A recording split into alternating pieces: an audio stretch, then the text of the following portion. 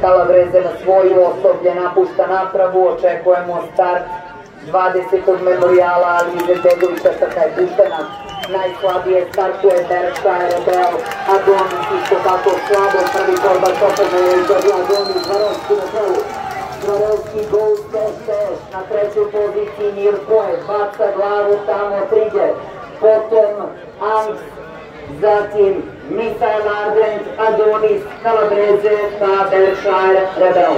Trku vodi Zvarovski, dužina i 3/4 konjskog tela prednosti, 2 dužine prednosti za Zvarovskog u odnosu na Gold Dash, ko je na dužinu iza Mirkoje, iza dužina iza Trigger, potom Angst i 3 žuta. I iznutra galopira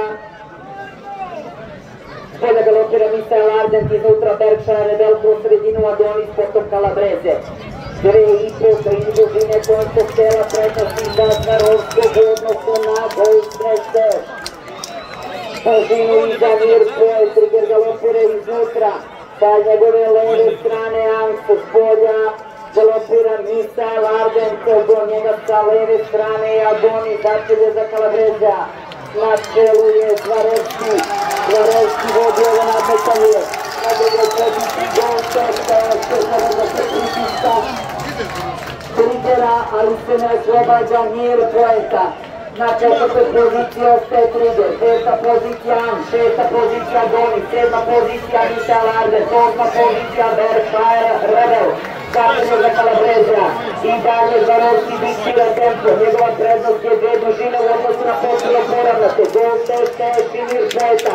4. pozicija za vrat ispred Angsta Trigger, potom Adonis koji pokušava da uhvati priključak daleko iza Berkshire Rebel, Kalabreza obilazi Misael Ardenta, trku i dalje vodi Zvarovski, oslobodio se tamo Gold Dash, Mirkoeta.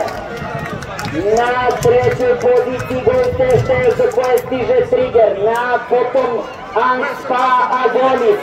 Trku vodi i dalje Zvarovski, Zvarovski na čelu ove trke, ali ulazi široko u ovu krivinu, oslobađa prostor za Gold Dash, kroz polje ide Mirkoet, kroz polje ide Adonis, Gold Dash